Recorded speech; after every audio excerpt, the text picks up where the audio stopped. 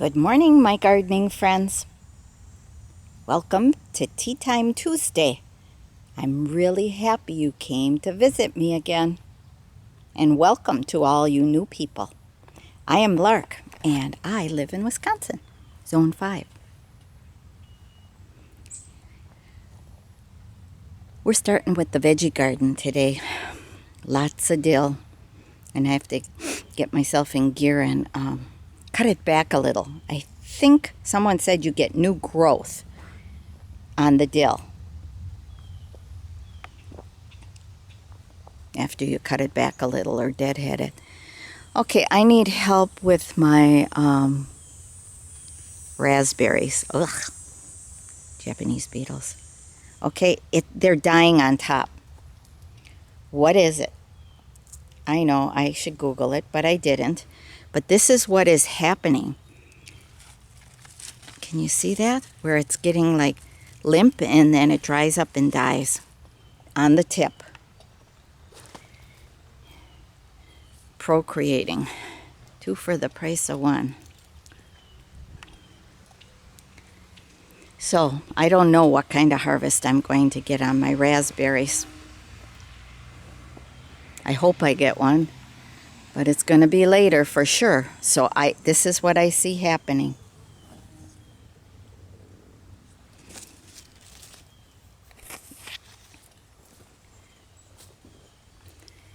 Help me out. It's probably nothing I can do right now. Okay, Malabar spinach. Climbing up this sapling for trellising. See how I stuck it in the ground?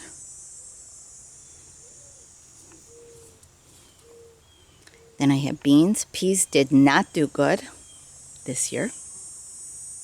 First ones were too cold, then it got too hot. So now I have beans in there. Borage. And I pulled out a lot and cut back a lot. And I'm going to be cutting back this one here.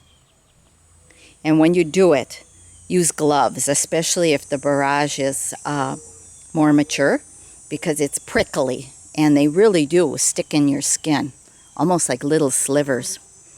Cucumbers, these are my first cucumbers. I bought these plants at my organic grocery store, and they are getting fungus already.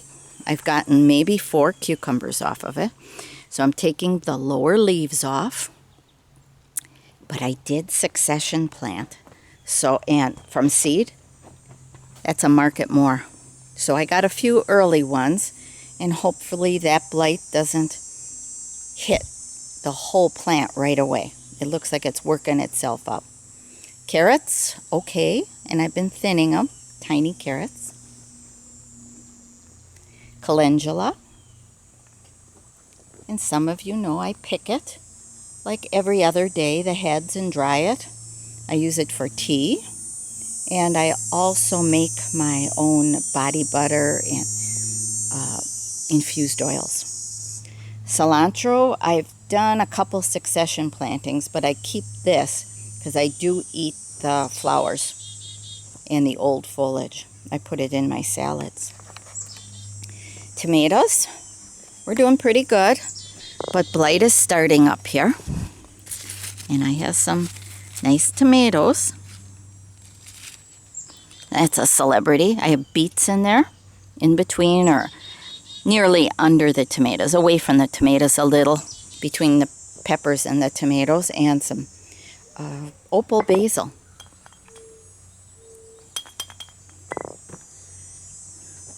My pepper plants, oh yes, I do have things planted close. A lot of bell peppers. What else do I have in there? Those little sweet ones that you get from Aldi. And not real hot, nothing hot. I forgot to plant jalapenos. Then this is my succession planting of more beets and some more lettuce. And you notice I put on chicken wire. So the little rodents or birds, especially birds, don't go in there and peck away, or the squirrels, they go, oh, that soil's nice for digging in. More calendula. And verbena, Buenos Aires. I just added the verbena because I want the purple with the yellow, but it's the calendula that I collect.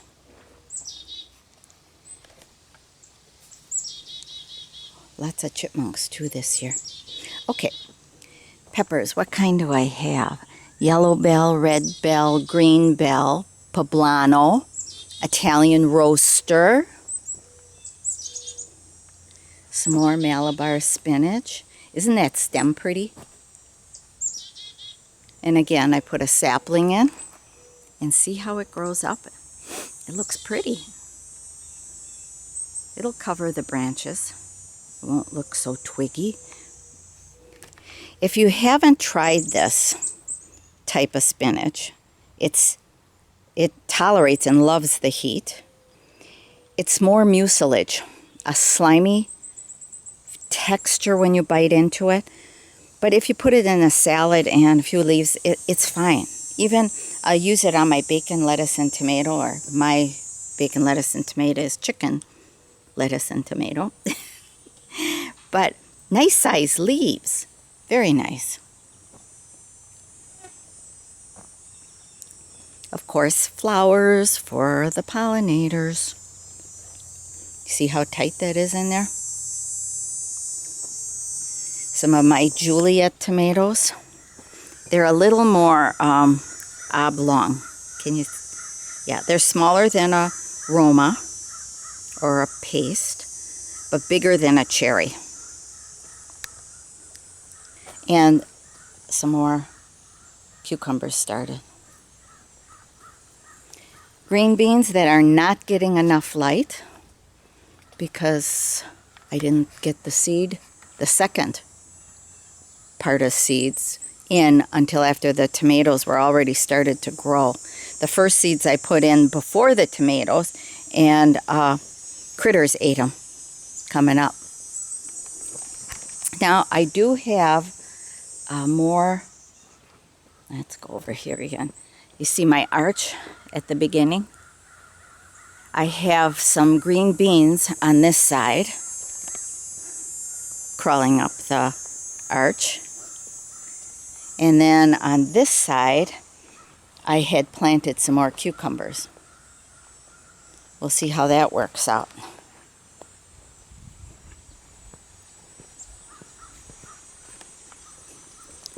I succession planted some basil also, and some butter crunch lettuce.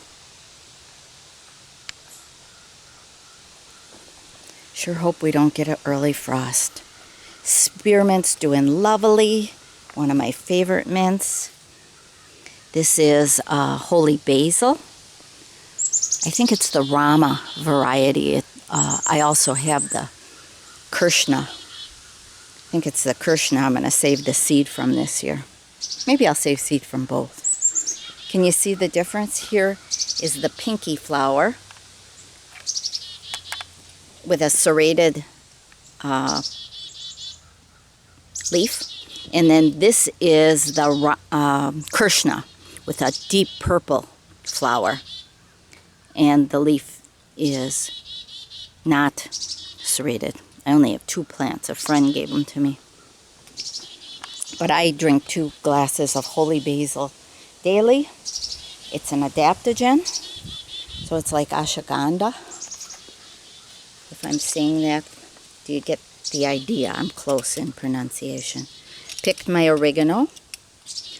Celery is right here between the holy basil and my regular basil. And some of my succession planting of cilantro in there, and rosemary. More dill. I wanted more dill. Well, I got it this year. Now I have some more Malabar spinach growing in back of the little hoop house there. And now it's getting sun, so it should do better. More calendula. Peppermint. Parsley. My onions that didn't do good this year. I don't know what I did. I don't know. Maybe I didn't. Maybe I put them out when they were too tiny and I wrecked them when I push them into the ground. More flowers. And then my kale's in there, in the hoop house. Kale, and I think I have some early parsley I put in there too. And what else is in there? Swiss chard and broccoli. So that's it on my veggie garden, guys. And tomatoes that get a lot of shade, but I'll get a few more tomatoes over here. I think I have Amish paste here. My Amish paste always looks so limp and wimpy. Amish paste, brandy wine, little different leaf, a potato leaf.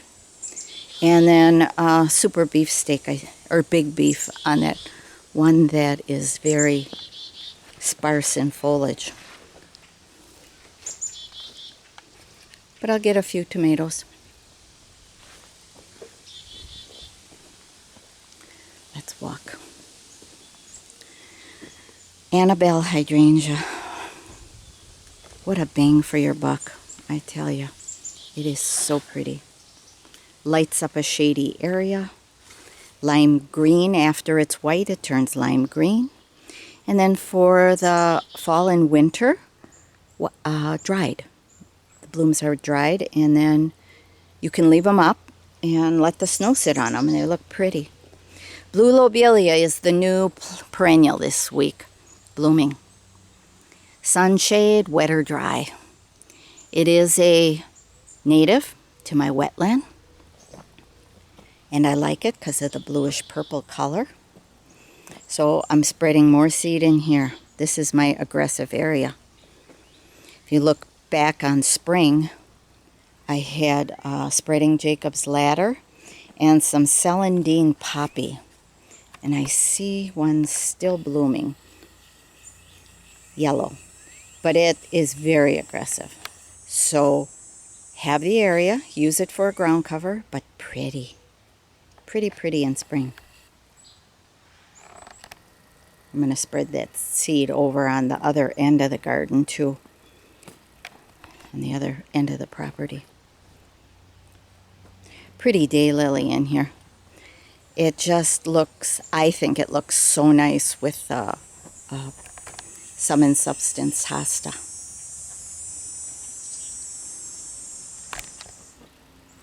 And I find that my daylilies, especially the dark colors, look better in part shade.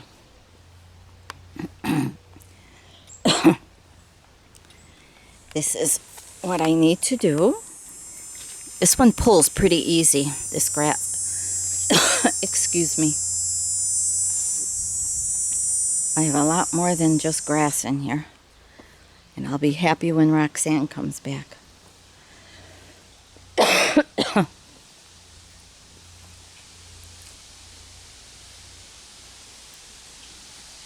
Isn't that color combination pretty?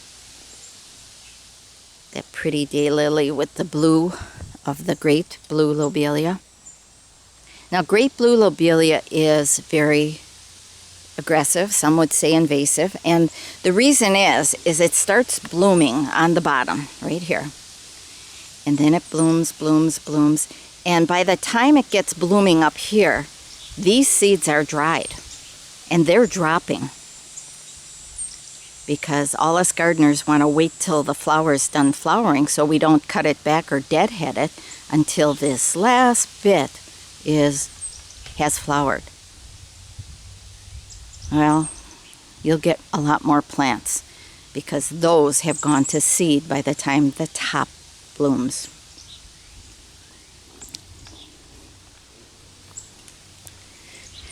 It was the year of milkweed and bee balm. My bee balm was really pretty this year. And way in the back, which I'm going to spread its seed, I'm going to let it go to seed, is a pretty perennial and native to my part of Wisconsin. And that is called Culver's root. Nice spiky plant, tall.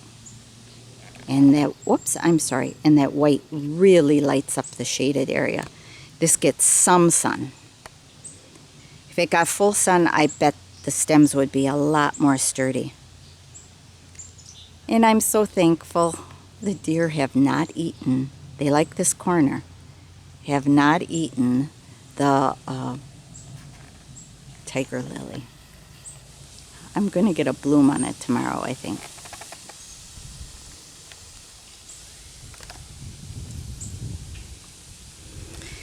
I think I'm going to have a lot of goldenrod this year too, along with the milkweed.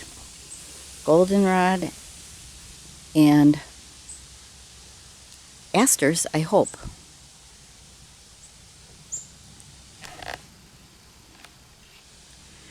Now I threw a lot of seed. I said it in other videos, but maybe you didn't see the other video of Gloriosa daisies. Letting them come up here and there and everywhere, and just pulling them if there's too many.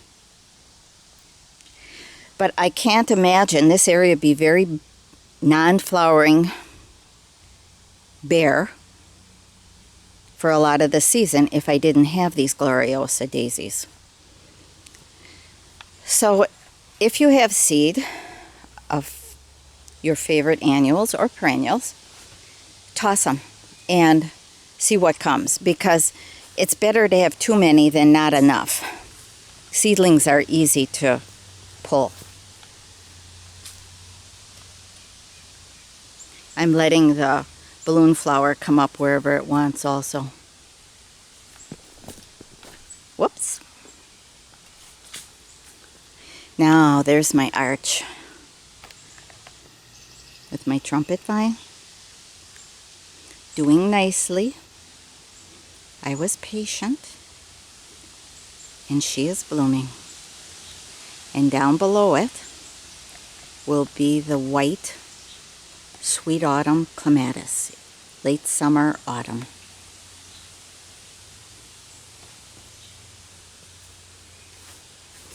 You can see I'm going to have a lot of great lobelia. Perilla, looking pretty with the center of this Gloriosa daisy. And that dark hosta.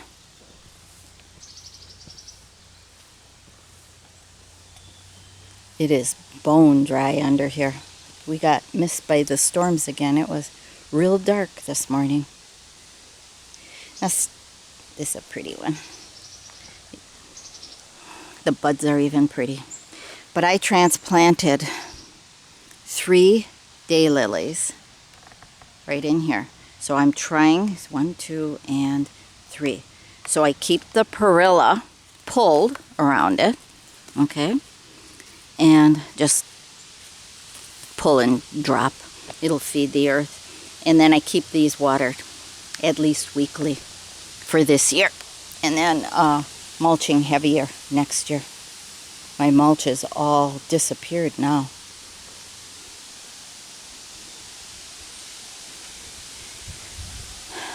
Lovely color flax.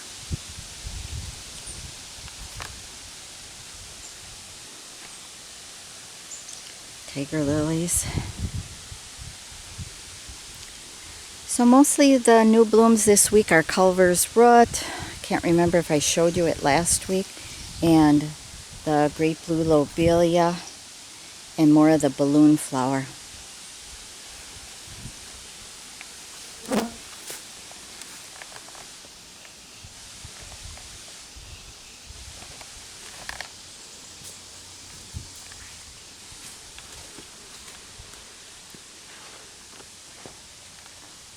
Baby turkeys were here this morning.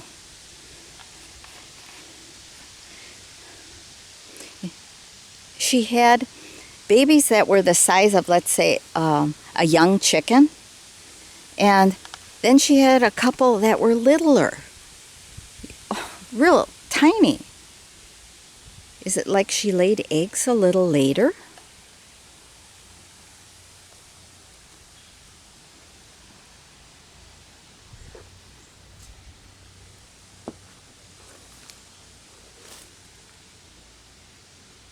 So pretty.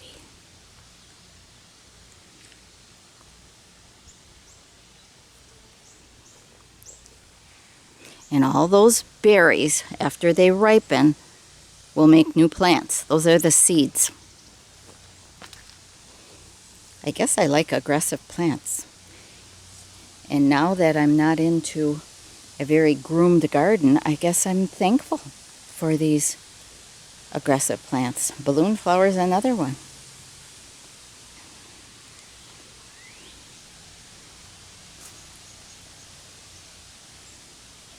You think that castor bean will ever amount to anything? When I started them indoors years ago, I would have them now by like about 6-7 feet. But I just seeded those in the ground.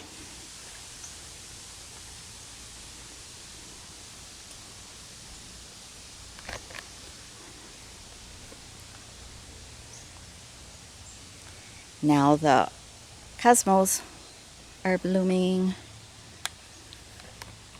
Filling a void here. This was my dirt area. Still is, where I had to dig out a lot of perennials and pull out the grass. Oh, there's a hummingbird moth.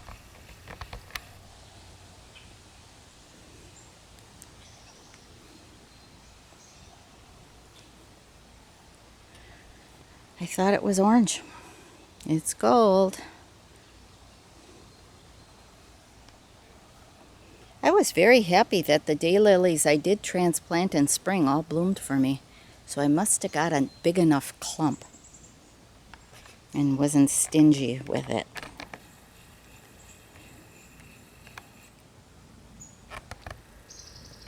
Some more Culver's root back there. You see the white?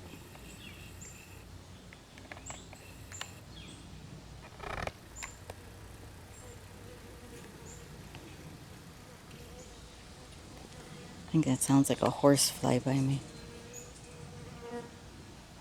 No. Now I twigged most of my balloon flowers. This one I forgot. So I see how it separates and flops. So I will go around it and put some twigs. And I deadhead it for a while too.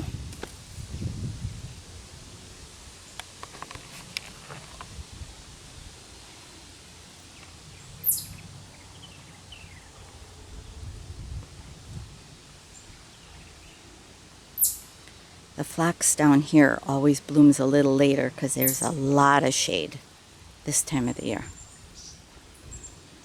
But it will start to get very fragrant between the milkweed and the phlox. Very fragrant.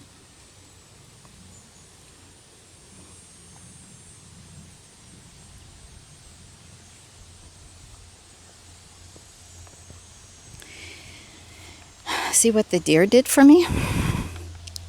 This is phlox. There's phlox over here, okay, taller. And these they decided to nibble down. So see all the new growth coming? See? So it'll bloom shorter. And that's nice, because then I can see everything behind it. This is the baneberry. The white flower in spring, red berries, and then this is the seed, dried. And then I just toss it. Or not, if you don't want more.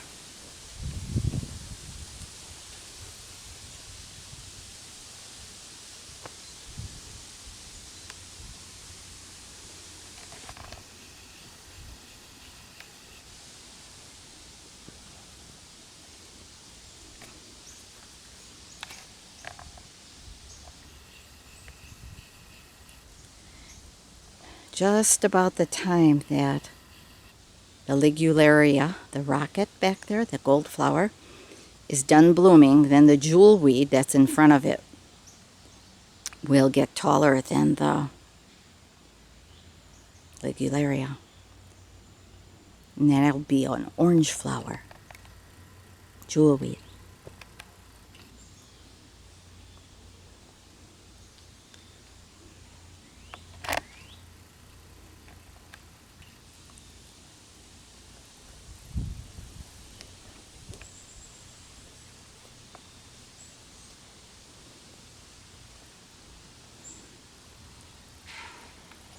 I know the Joe Pye has a nicer flower on this week. Last week it was just starting. Nature did this. Fuchsia with orange. I would never do that. Pretty. It looks pretty. Not my doing. Oops. Can I get that backlit? Joe Pye. This is a young Joe Pye. The older stuff is in shade, part shade, and it'll bloom a little later. This is in full sun. Joe Pye Gateway.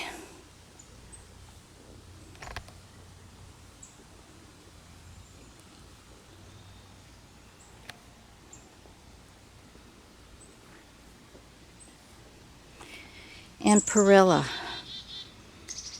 I need that over here. I'm going to take some of that perilla seed. And I know, maybe I'll be sorry, but I'm going to toss more over here. There's some there, and in there's some perilla. But it will cover up that dirt area and give me a ground cover of burgundy. So that's my plan. All in here, I'm going to spread perilla seed. And then pull what I don't want.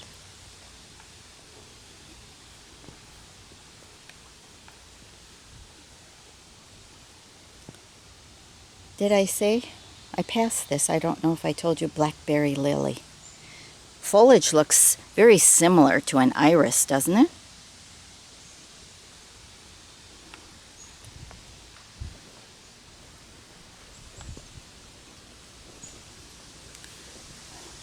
A white balloon flower that came from back there. Some seed must have dropped. Now this is what I do. I talked about it several weeks. You see my twigs I put in there into the ground?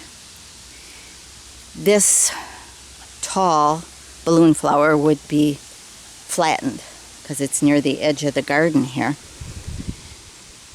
So it helps keep it erect. It's hard to get the branches pushed into the ground when it's dry like this, so it's best to do it after a rain, if you can.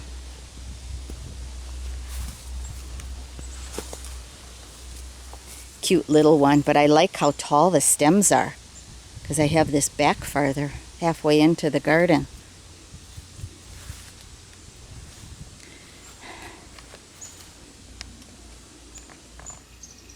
Daylily with the white balloon flower and bee balm, and the phlox is going to pop very soon.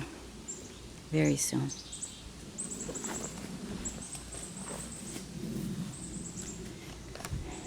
I hope you know if I don't have the flowers in full screen that I have a very hard time in sun seeing the screen here. So sorry if it's not real good.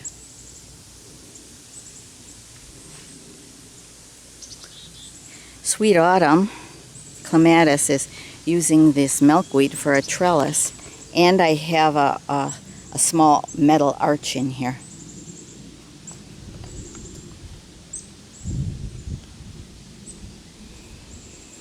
That's the disobedient plant.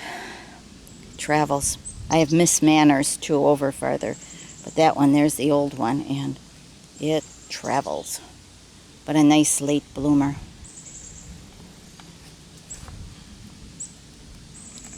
Bye-bye, my friends.